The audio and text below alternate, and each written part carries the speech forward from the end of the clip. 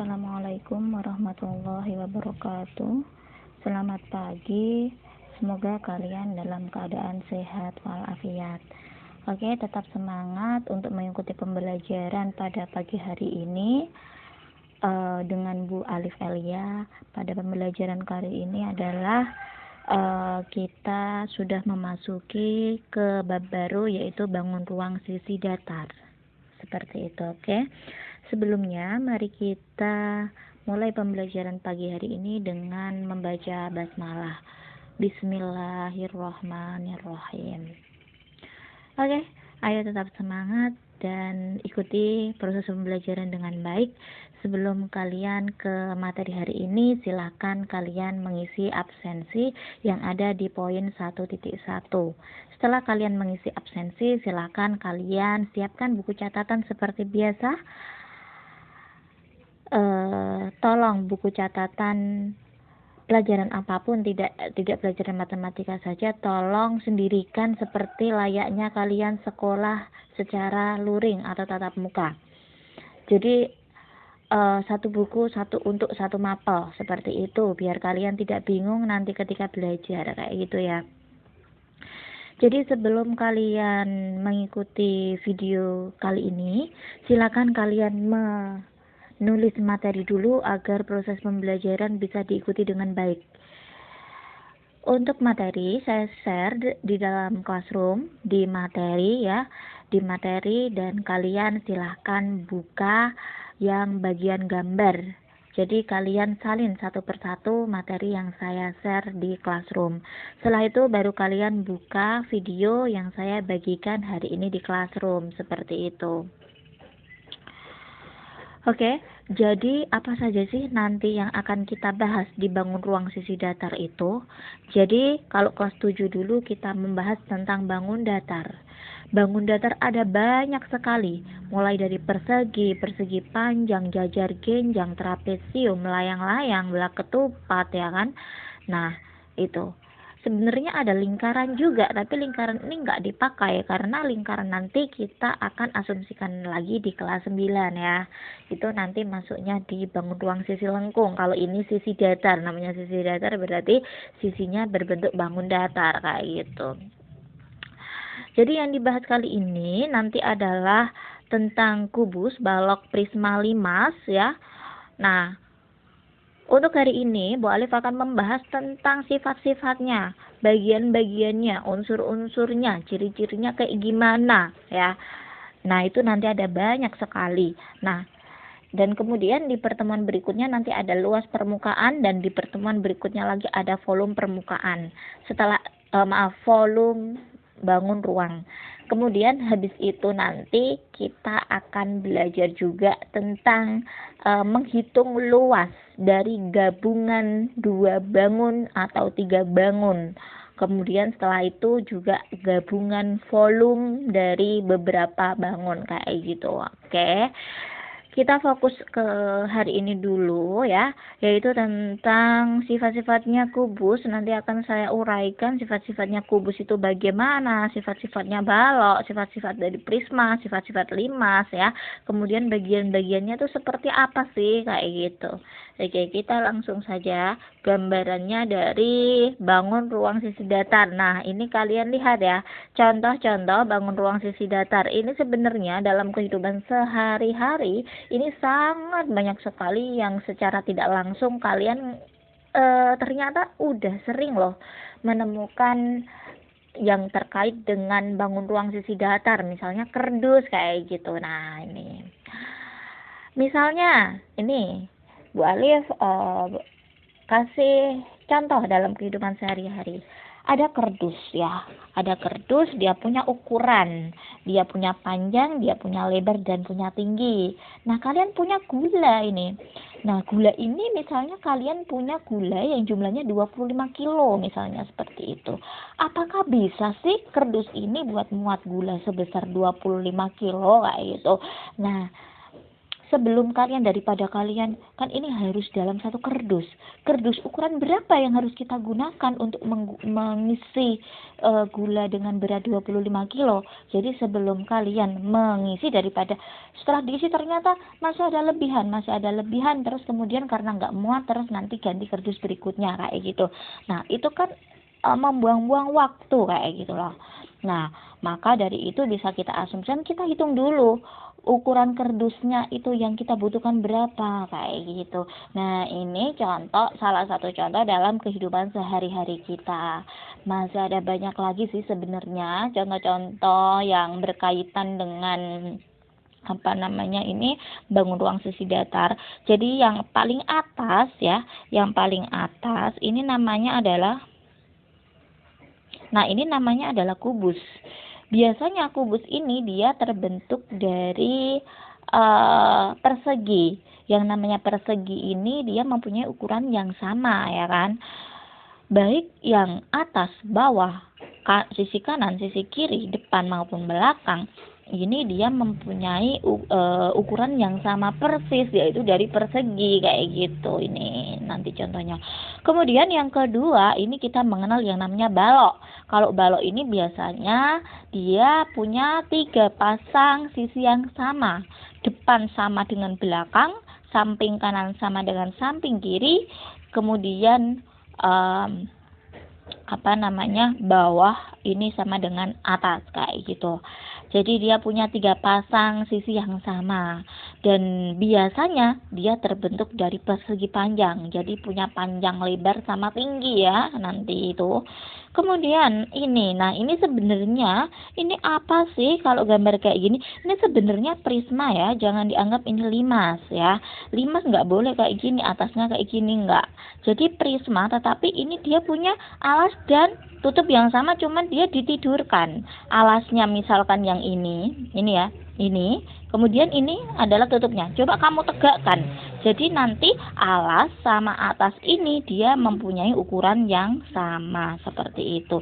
Dan yang terakhir ini adalah tentang limas. Nah ini limas. Limasnya kita lihat bawahnya ini berbentuk apa. Misalnya ini dianggap persegi. Limas ini dia mengerucut seperti ini. Nah ini.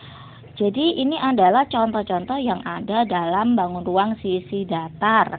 Silakan kalian pahami bedanya tentang kubus, balok, kemudian prisma sama limas. Nah berikutnya ini langsung kita beri nama bangun ruang sisi datarnya. Jadi kita mulai dari sini, ini kubus ya, ini kubus. Kemudian ini balok, udah ngerti tadi, udah dijelasin sama Bu Alif. Kemudian ini prisma, dia prismanya prisma segitiga. Jadi pemberi namaan prisma itu tergantung alas sama tutupnya. Kalau alas sama tutupnya berupa segitiga, ini namanya prisma segitiga. Kalau ternyata dia berupa segi 4, segi 5, pokoknya tergantung dari bentuk alas sama tutupnya. Loh Bu, berarti kubus sama balok ini itu adalah dia berbentuk prisma dong, karena dia punya alas sama tutup yang sama. Iya betul. Jadi kubus ini kita namakan prisma persegi. Nama lain dari kubus adalah prisma persegi, sedangkan balok ini nama lainnya adalah prisma persegi panjang kayak gitu.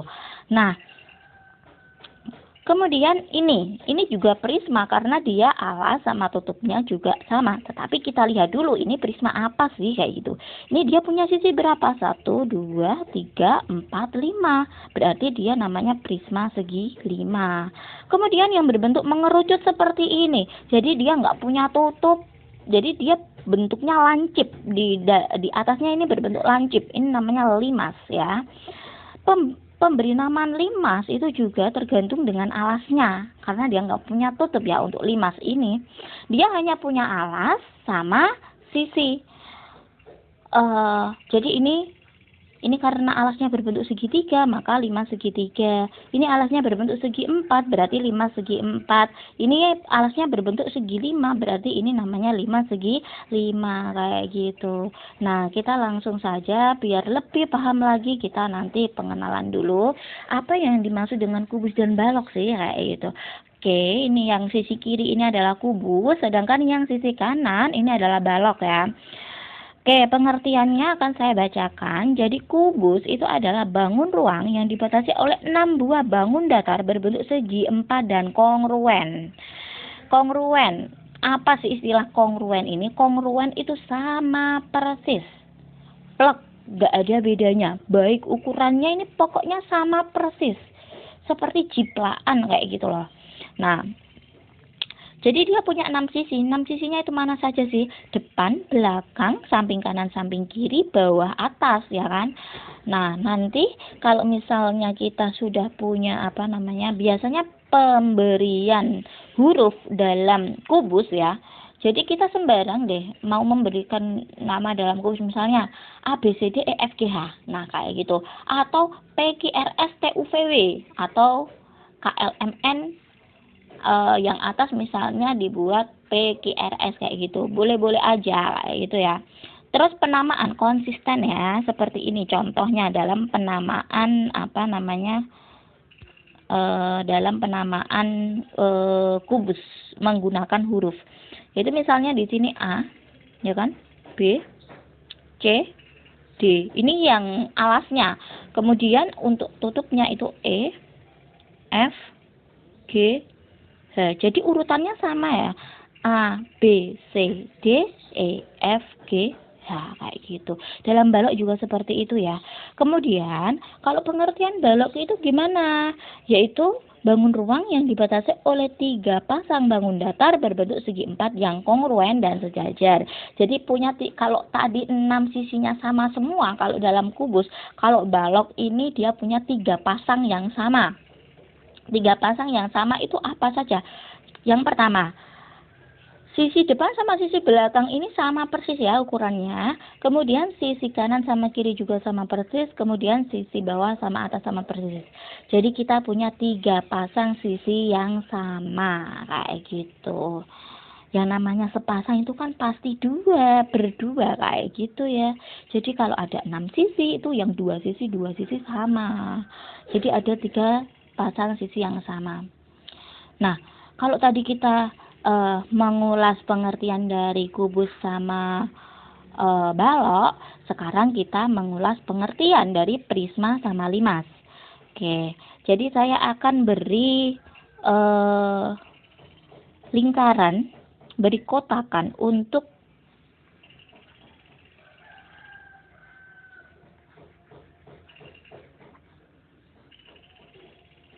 Oke, ini kotak yang pertama.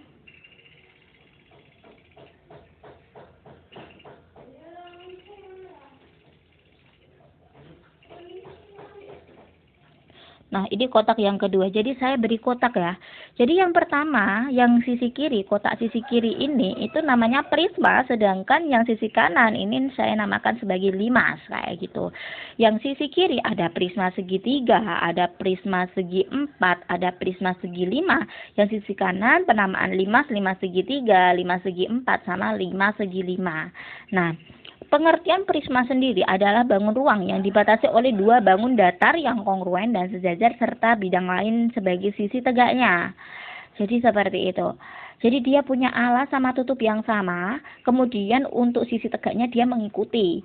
Biasanya kalau tergantung penamaan, prisma segitiga, jadi dia berbentuk alasnya segitiga dan pastinya sisi tegaknya ada 3. Dan sisi tegak dalam prisma itu berbentuk segi 4. Gampangnya segi 4. Segi 4 ini bisa berupa persegi atau bisa berupa persegi panjang seperti itu. Nah, yang limas ini dia alasnya tergantung penamaannya ya. Dan kemudian sisi tegaknya ini berupa segitiga. Seperti itu. Kalau 5 segitiga, sisi tegaknya ada 3, segi 4 ada 4, segi 5 ada 5, dan seterusnya. Seperti itu. Ini bisa kalian pahami tentang rumus prisma dan limas. Oke, lanjut ke bagian-bagian. Jadi kita akan, kalau tadi kita sudah mengenal dulu, kita sudah mengenal apa itu kubus, apa itu balok, apa itu prisma, apa itu limas. Sekarang kita akan ke unsur-unsurnya ya. Jadi dia punya apa saja sih gitu. Yang pertama dia punya sisi ya. Sisi, kalian lihat sisi. Sisi itu apa? Sisi ini adalah kalau dalam persegi dia berbentuk persegi panjang, kalau dalam kubus dia berbentuk persegi, kalau dalam balok dia berbentuk persegi panjang. Kalau dalam prisma itu tergantung bentuknya kayak gitu ya. Jadi sisi ini, kalau dalam kubus itu dia punya 6 sisi. Kemudian kalau dalam balok dia juga punya 6 sisi. Kemudian kalau misalnya dalam prisma cara mencarinya adalah 3N. Maksudnya 3N itu gimana sih Bu kayak gitu. Nah, misalnya prisma segitiga karena dia berbentuk segitiga alasnya. Ini N-nya kita asumsikan 3 ya. Untuk prisma segitiga N-nya kita asumsikan 3. Maka kita didapatkan sisi dari untuk rumusnya itu adalah N plus 2. Kalau dalam prisma banyak sisi itu N plus 2. Kalau prisma segitiga misalnya berarti 3 plus 2 berarti dia punya 5 sisi. Kemudian kalau segi 4 berarti 4 plus 2 berarti punya 6 sisi. Kemudian kalau segi 5 berarti dia punya 5 plus 2 berarti punya 7 sisi seperti itu. Nah, sekarang kita mengenal ke rusuk ya. Berikutnya adalah rusuk. Jadi rusuk ini adalah garis-garis. Jadi sebenarnya dia kayak misalnya kita mau mengambil lidi-lidi, itu kita anggap sebagai rusuknya. Kemudian kita akan membentuk ke kubus kayak gitu. Nah, ini loh garis, ini loh ruas garis dalam bangun ruang ini dinamakan rusuk. Ya. Jadi rusuk dalam kubus ini ada 12 ya. Begitu juga dengan balok. Jadi dia punya 12. Bagian alasnya dia punya rusuk ada 4. Bagian alasnya itu kan berbentuk persegi. Itu dia punya 4. Kemudian bagian tutupnya juga punya 4. Kemudian bagian yang tegak dia punya 4. Berarti kan ada 12 kayak gitu. Nah, itu untuk kubus sama balok. Sedangkan kalau prisma bagaimana Bu rusuknya? Jadi rusuk dalam prisma ini adalah rumusnya kalian bisa pakai 3N. Bisa kalian catat di bukunya ya, karena ini enggak ada dalam materi untuk tambahan. Jadi untuk mencari rusuk dalam prisma itu 3N, 3 kali N. N-nya ini adalah melambangkan segitiga, segi 4, segi 5 dan sebagainya. Kalau segitiga berarti 3 kali 3 adalah 9. Banyak rusuknya ada 9. Kemudian kalau segi 4 berarti 4 kali N, 4 kali 3. 3N berarti 3 kali 4 yaitu 12 dan seterusnya. Kemudian untuk titik sudut berikutnya adalah titik sudut. Titik sudut itu ditunjukkan di situ. Itu salah satu contoh titik sudut. Jadi titik sudut itu ada 8 kalau dalam dalam kubus maupun balok ini ada 8 ya. Nah, kemudian kalau dalam prisma ini juga dia 2N. Rumusnya adalah kita gunakan 2 kali N. Kalau prisma segitiga berarti ada 6. Kalau prisma segi 4 ada 8. Kalau prisma segi 5 itu ada 10 dan seterusnya. Kemudian berikutnya adalah diagonal sisi atau diagonal bidang. Jadi di sini yang namanya diagonal sisi dia kan punya sisinya itu berbentuk persegi kan kalau dalam kubus sama balok itu kan. Nah, dari persegi itu kalian bisa tarik sebuah diagonal, itu namanya diagonal sisi. Sedangkan kalau bidang diagonal ini adalah sebuah diagonal tetapi berbentuk bidang. Contohnya yang saya arsir di situ yang warna kuning itu namanya bidang diagonal seperti itu ya. Oke, kita bisa lanjutkan lagi. Yaitu ini langsung kita dikasih sebuah contoh. Yang pertama adalah kubus, kemudian berikutnya adalah balok, kemudian prisma segi 4, dan yang terakhir 5 segi 4. Oke, tolong itu digeser ke bawah sedikit ya, karena emang ini terlalu ke atas, atau misalnya tulisannya kubus, balok, prisma segi 4, 5 segi 4, bisa kalian geser ke atasnya lagi. Jadi untuk kubus dulu, untuk sisi kubus itu sisinya punya 6, balok itu punya 6, prisma segi 4 itu ada 6, dan 5 segi 4 itu ada 5, seperti itu. Kemudian untuk rusuknya ini kubus ada 12, baloknya ada 12, prisma segi 4 ada 12, dan 5 segi 4 ada 8. Semua ini bisa kita kategorikan kita ambil dari rumus-rumus yang tadi sudah Bu Alif kasih tahu kayak gitu, sudah saya jelaskan satu-satu. Ini kalian coba amati apakah benar yang ada di tabel ini. Kalau ada kesalahan silakan kalian nanti konfirmasi di dalam classroom kayak gitu.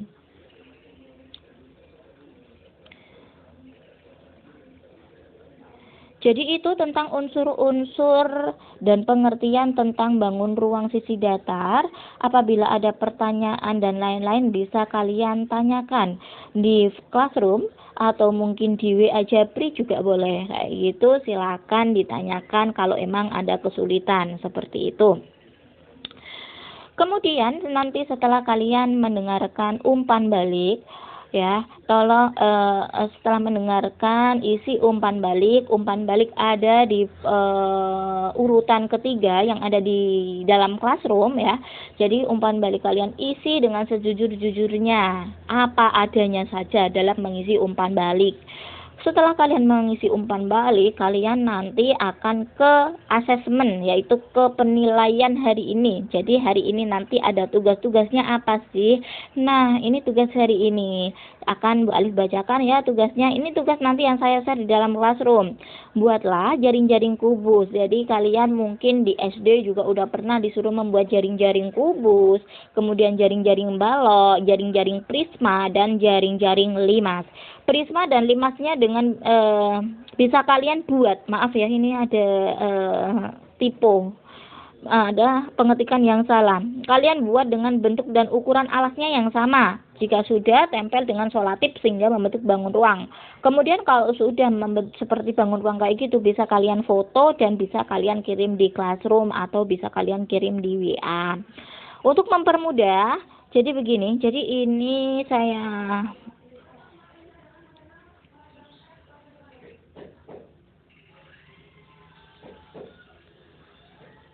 Oke, jadi kalian membuat 4 bangun ya tadi. Nanti ya, kalian ukur dulu kubus, balok, sama prisma dan limas. Jadi ada 4 bangun, kalian buat jaring-jaringnya dulu. Setelah membuat jaring-jaring dari 4 bangun tersebut, bisa kalian menggunakan solatip. Jangan lem, menggunakan solatip karena ini ada kaitannya nanti dengan pembelajaran selanjutnya. Jadi kalian menggunakan solatip. Kalau setelah menggunakan solatip itu kemudian nanti kalian foto. Ingat jangan dilem karena ini nanti akan dibuka kembali pada pembelajaran berikutnya pada materi luas permukaan bangun ruang sisi datar seperti itu. Selamat belajar, semoga hari ini kita mendapatkan ilmu yang bermanfaat. Oke, tetap di rumah, jaga kesehatan, dan tetap semangat. Assalamualaikum warahmatullahi wabarakatuh.